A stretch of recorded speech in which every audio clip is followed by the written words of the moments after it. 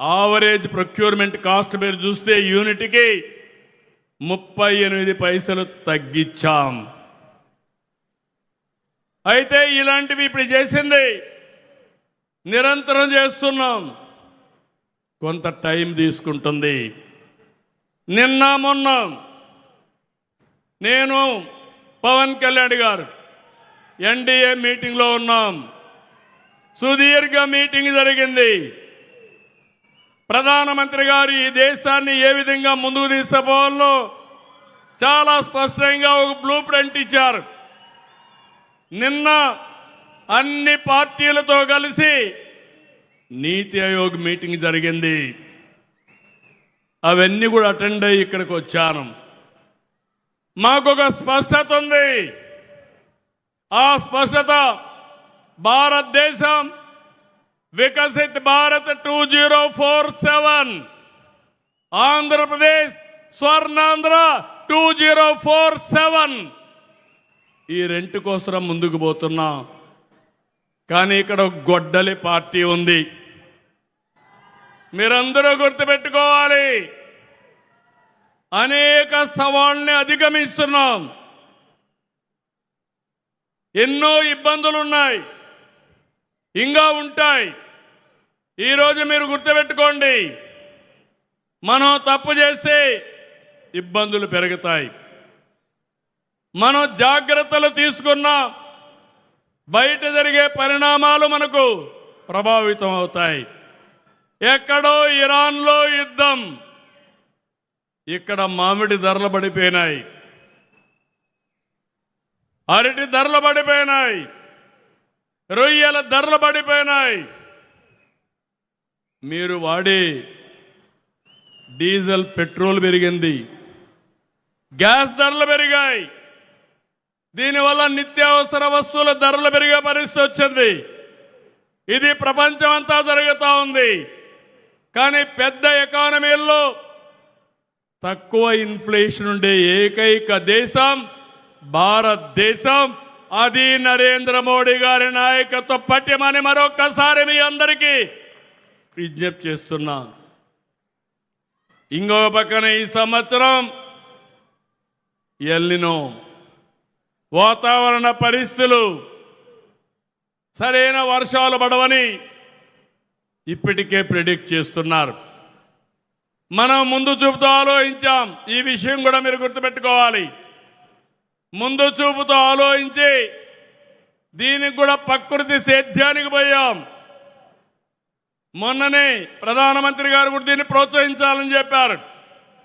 అయితే స్వీడన్లో ఒక మీటింగ్ జరిగితే వాళ్ళు ప్లానెట్ ఫుడ్ ప్రైజ్ అని $1.5 బిలియన్ అవార్డుగా ఆంధ్రప్రదేశ్కి ఇచ్చారంటే, ప్రకృతి సేద్యానికి ఇచ్చారంటే అది ప్రపంచానికి ఆంధ్రప్రదేశ్ చూపించే దారి. ఇలాంటి చాలా చేస్తున్నాం. మొన్ననే 6-7 అవార్డులు పంచాయతీరాజ్కి వచ్చాయి. నేను మనస్ఫూర్తిగా పంచాయతీరాజ్ మినిస్టర్ని అభినందిస్తున్నా, పవన్ కళ్యాణ్ గారిని. అదే మరి ఎడ్యుకేషన్ కూడా ఒక దిశ చూపించడమే కాకుండా ఆ రోజు చెప్పిన ఉద్యోగాల కోసం లోకేష్ గారు చేస్తున్నారు. ఇవన్నీ చూస్తే గొడ్డలి పార్టీ మళ్ళీ కుట్రలు చేస్తా ఉంది. ఫేక్ న్యూస్తో వస్తున్నారు.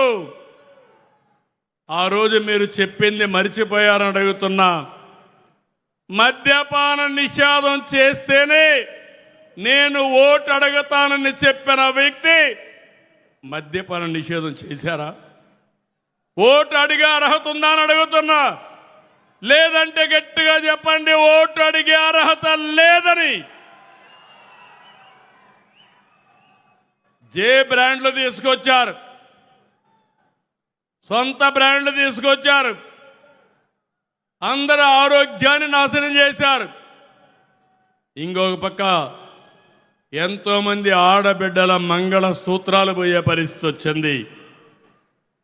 ఇంకో పక్క మీరు చూస్తే సిపిఎస్ ఒక వారంలో రద్దు చేస్తా అన్నారు. ఎన్ని వారాలండి అధికారంలో ఉండి? చేశారని అడుగుతున్నా. ఇంకొక పక్క జాబ్ క్యాలెండర్ అన్నారు.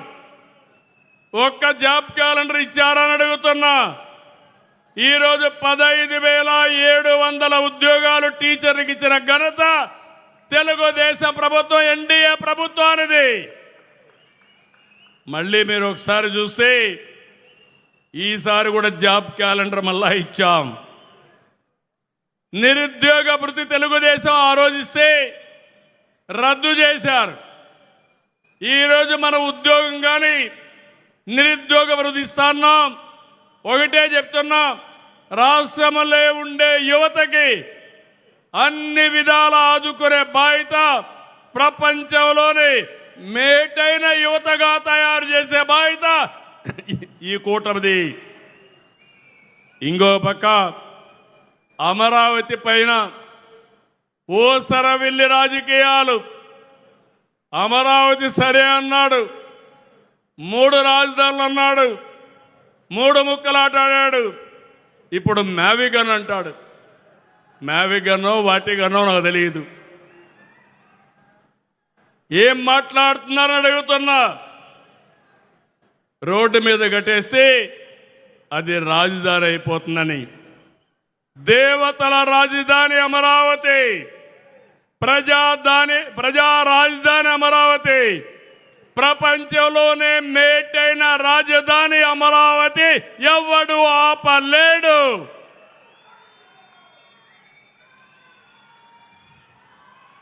ఇది వీళ్ళ విశ్వసనీయత. రాష్ట్రం పచ్చగా ఉంటే గొడ్డల పార్టీ విషం కక్కుతా ఉంది. ఫ్రస్ట్రేషన్లో కుట్రలు చేస్తున్నారు, ఫేక్ వార్తలు ప్రచారం చేస్తున్నారు. వాళ్ళు నమ్ముకున్నది ఫేక్ న్యూస్, మేము నమ్ముకున్నది ప్రజలని చెప్పి నేను మీకు తెలియజేస్తున్నా. గొడ్డలి పార్టీకి గోల్ లేదు, విజన్ లేదు. వాళ్ళది అంతా పాయిజన్ మైండ్. దగ్గరికి పోతే ఆ విషయం మనలో కూడా దహించి వేస్తుంది.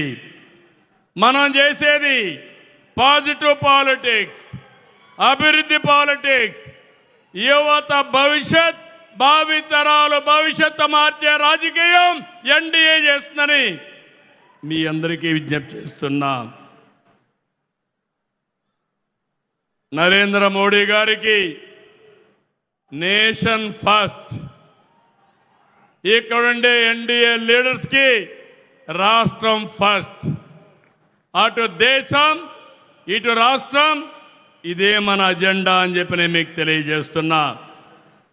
ఇక్కడుండే మంత్రులందరినీ కోరుతున్నా,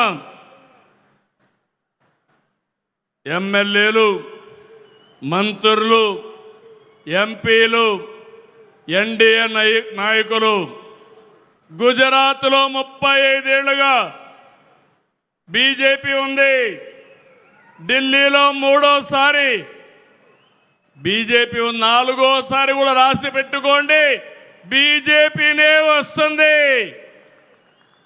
ఇక్కడ మనం గుర్తుపెట్టుకోవాల్సింది డబల్ ఇంజన్ సర్కార్ ఉండాలి. ఆంధ్రప్రదేశ్లో కూడా ఎన్డీఏ రావాలి. అప్పుడే అభివృద్ధి ఆటోమేటిక్గా జరుగుతుంది. ఇక్కడుండే ఎమ్మెల్యేలందరినీ ప్రజాప్రతినిధుల్ని, కార్యకర్తలు కోరుతున్నాం, మనమందరం ప్రజలకు సేవకులు మాత్రం, పెత్తందారులం కాదు. అనునిత్యం మీకు గుర్తుండాలి, ప్రజలకు మెచ్చే పాలన, ప్రజలు మెచ్చుకునే విధంగా, వాళ్ళ గుండెల్లో ఉండే విధంగా వాళ్ళ సమస్యల కోసం మీరు ప్రయత్నం చేయాలి. అధికార యంత్రాంగాన్ని కూడా కోరుతున్నాను. ఇప్పటి వరకు 2 ఏళ్ళు అయింది. 2 ఏళ్ల తర్వాత ఫలితాలు చూస్తున్నాం. ఎవరైనా ఎక్కడైనా అధికార యంత్రాంగం కూడా తప్పు చేస్తే వాళ్ళని కూడా శిక్షిస్తాం. మన వాళ్ళు కూడా ఎవరైనా తప్పు చేస్తే వాళ్ళని దూరంగా పెట్టడానికి కూడా ఎన్డీఏ వెనుకాడదని మరొక్కసారి మీ అందరికీ విజ్ఞప్తి చేస్తున్నా. ఎందుకంటే మన మీద ఒక పవిత్రమైన బాధ్యత ఉంది. ప్రజలు మన మీద నమ్మకం పెట్టుకున్నారు. ఆ నమ్మకాన్ని మనం వమ్ము చేయకుండా ముందుకు పోవాల్సిన అవసరం ఉంది. ఈరోజు మనందరికీ ఒక బ్లూ ప్రింట్ ఉంది. మనం అన్నీ చేసేసామని గర్వపడడం లేదు, కానీ హంబుల్ బిగినింగ్ చేశాం, ప్రారంభం చేశాం. ఇన్ని ఇబ్బందుల్లో ఉన్న 2 ఏళ్లలో చాలా పనులు చేశాం. ఈరోజు మీరు ఒక విషయం చూస్తే, మనం చెప్పినటువంటి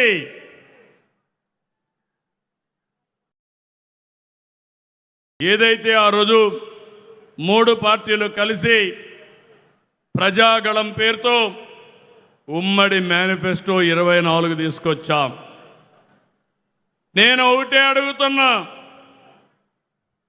2019లో గొడ్డలి పార్టీ ఇచ్చిన హామీలు మీలో అమలు చేసిన విధానం, 2024లో ఎన్డీఏ పార్టీ ఇచ్చిన ఎలక్షన్ మేనిఫెస్టో అమలు చేసిన విధానం చర్చించడానికి ఎక్కడైనా సరే నాతో సహా గ్రామంలో ఉండే మా కార్యకర్త కూడా సిద్ధమే. సూపర్ 6 కానీ, సూపర్ 6-2 షణ్ముగ వ్యూహం కానీ, అక్కడి నుంచి మొత్తం కూడా నేను చదివాను. హెలికాప్టర్లో వస్తామంటే మొత్తం చదువుకొని వచ్చా. ఎప్పటికప్పుడు దీన్ని చదువుకుంటూ వస్తున్నాం. 20 లక్షల ఉద్యోగాలు, లేకపోతే 3,000 పింఛన్ నిరుద్యోగ భృతి, ఆ దిశగా ముందుకు పోతున్నాం. ప్రతి ఒక్కరికి 15,000 రూపాయలు, తల్లికి వందనం అందరికీ ఇస్తున్నాం. 20,000 రూపాయలు రైతుకి ఇవ్వాల్సిన డబ్బుల్ని వాళ్ళ అకౌంట్లో వేస్తున్నాం.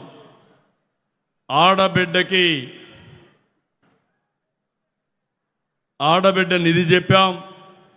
ఆర్థిక ఇబ్బందులు ఉన్నాయి, దాన్ని కూడా నేను ఒప్పుకుంటున్నాను. అందుకే P4 తీసుకొచ్చాం, ఇంకా అనేక కార్యక్రమాలు తీసుకొచ్చాం. భవిష్యత్తులో ఏమేమి చేయగలుగుతామో, సంక్షేమం, అభివృద్ధి, సస్టైనబిలిటీ 3 కలిపి ముందుకు తీసుకెళ్తాం. 3 గ్యాస్ చెప్పాం, ఉచిత బస్సు చెప్పాం, ఇంటింటికి కొళ్ళాయి చెప్తే దాన్ని కూడా ఇచ్చే కార్యక్రమానికి మొత్తం దాన్ని విధ్వంసం చేసిన తర్వాత ప్రధానమంత్రి గారిని మెప్పించి ఒప్పించి మొన్నే క్యాబినెట్లో అది కూడా ఇచ్చే పరిస్థితికి వచ్చారు. అదే మరి మిగిలిన అన్నీ కూడా నేను చూశాను. అన్నీ కూడా దృష్టి పెట్టాం, అన్నీ చేస్తున్నాం. ఎన్డీఏ కార్యకర్తలు ఎవ్వరు కూడా ధైర్యపడకుండా చొక్కా కాళ్ళ ఎగరేసి చెప్పింది చేశామని ప్రజల దగ్గరికి వెళ్ళమని మరొకసారి మిమ్మల్ని అందరినీ కోరుతున్నా. 2024లో ఏ స్ఫూర్తిలో పనిచేశారో, ఏ విధంగా కలిసి ఉన్నారో అదే స్ఫూర్తిలో పనిచేయాలి, అదే విధంగా కష్టపడాలి, అదే విధంగా కలిసి ఉండాలి. ఎన్నికల కోసం కాదు, భవిష్యత్తు కోసం మనం పోరాడవలసింది నమ్మకం. మన మీద పెట్టుకున్న నమ్మకాన్ని కాపాడడానికి ప్రతి ఒక్క కార్యకర్త రాత్రింపగళ్ళు ఆలోచించాలి. నా దేశం నా బాధ్యత. దేశం నాకేమిచ్చిందని కాదు, నేను ఈ దేశానికి ఏమిచ్చామని ఆలోచిస్తే అప్పుడే ఇవన్నీ పరిష్కారం అవుతాయని చెప్పి నేను మీకు తెలియజేస్తూ, ఇది మీ ప్రభుత్వం, ప్రజాప్రభుత్వం. అనుక్షణం మిమ్మల్ని గురించి ఆలోచిస్తాం. ఎవరైనా సరే, ఎక్కడైనా సరే తప్పు చేస్తే వెనుకాడం, అవసరమైతే వదిలించుకోవడానికి కూడా సిద్ధంగా ఉండి మీకు పనిచేస్తామని 2 సంవత్సరాలు పూర్తి చేసుకున్న సందర్భంగా అందరికీ హామీ ఇస్తున్నా. అందుకే పునరంకిత సభ సేవాభావానికి మళ్ళీ ఒకసారి మనం అందరం కలిసి చేయాల్సిన అవసరం ఉంది.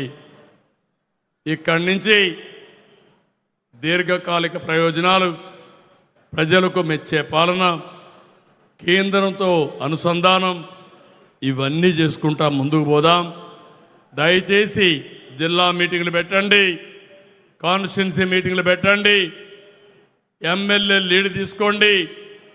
ఏదో ఎమ్మెల్యేలు ఎంపీలు వన్ టైం కాకుండా శాశ్వతంగా ప్రజాప్రతినిధులుగా ఉండాలంటే దానికి అనుకూలంగా మనం కూడా నడవడిక ఉండాలని మరొక్కసారి కోరుకుంటూ, అదే మరి కేంద్రం సహకారంతో ప్రధానమంత్రి గారి నాయకత్వంతో తొందరలోనే ఆడబిడ్డలకు కూడా 33% చట్టసభల్లో సీట్లు కూడా వస్తాయి. దాంట్లో కూడా అనుమానం లేదు. మనం అనుకున్న అన్ని పనులు కూడా నేను ఒకటే చెప్తున్నా, రాత్రికి రాత్రి అయిపోవు.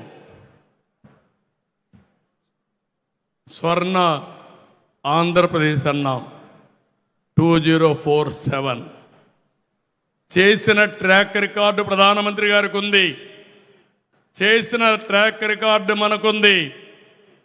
చెడగొట్టిన విధ్వంస రికార్డు అవతల వాళ్ళకుంది. ఈ విషయాన్ని మీరు గుర్తుపెట్టుకోవాల్సిందిగా కోరుకుంటూ మరొకసారి వెంకటేశ్వర స్వామిని కోరుతున్నా, ఆంధ్రప్రదేశ్లో ఉండే వాళ్ళందరికీ మంచి ఆరోగ్యాన్ని, ఆనందాన్ని, మెరుగైన జీవన ప్రమాణాలు కల్పించమని వెంకటేశ్వర స్వామిని కోరుకుంటూ మీ అందరి దగ్గర సెలవు తీసుకుంటున్నారు. మరొకసారి జై భారత్, గట్టిగా జై భారత్.